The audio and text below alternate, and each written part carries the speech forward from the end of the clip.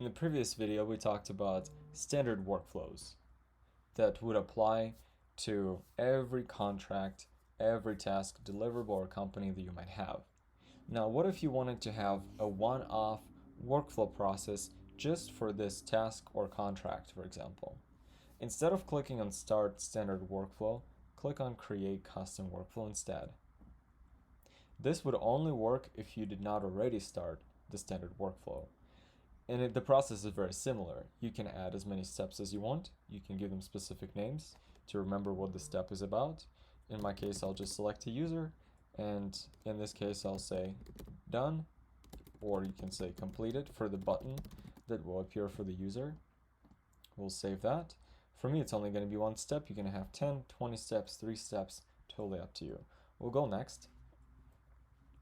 And this is it. You can just initiate the workflow from here.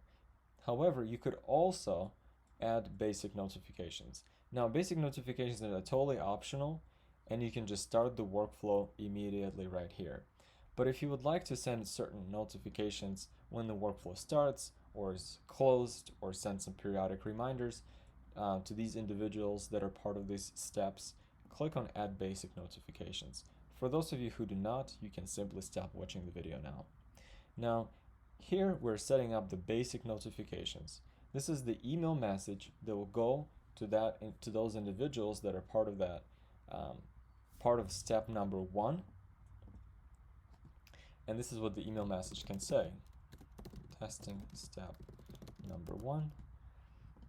And this is the start, right? So when you just start the custom workflow. And after the workflow ends, right, you can also send a specific message to whoever is in charge of step number 1. It's important to remember that it's not going to go to everyone, just to the individual that's part of the step number 1. And it's only going to happen when it's open, right? When it's pending, it's going to be different. When it's closed, it could be different. So it's totally up to you. You don't have to set it up for each individual, closed, pending, or open. Select, it's up to you. Closed, it's when the workflow is done and it's being completed. Pending is when it's going through a workflow, and open, it's when just the contract is created, right? So now if we click on email subject, you can also type something in here.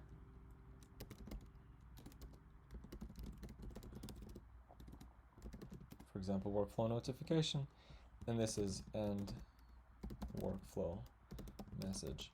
Remember that the email that the person will receive will already contain a link to this contract.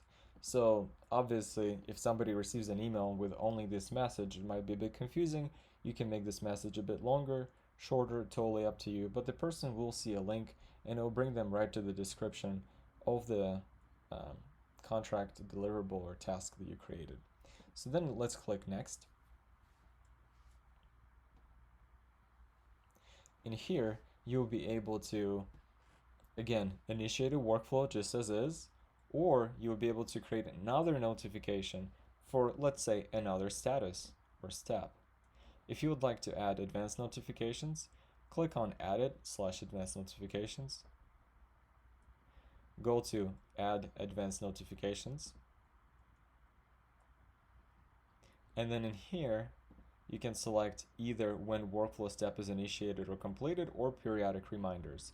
This is where you can enter the email address of the person, or select an internal user. So these advanced notifications, they can actually go to outside users, right? Somebody who's not part of the Zapendo. And then you can also assign a user at the same time. So you can notify both individuals. You can also notify an entire group inbox. In our other video, we learned how to create groups, right? So this is where an entire group of individuals could receive a notification.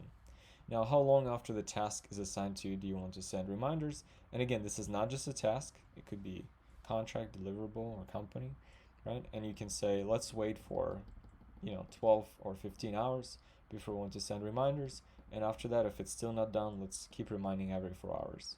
So after we hit create, simply click next at the bottom left,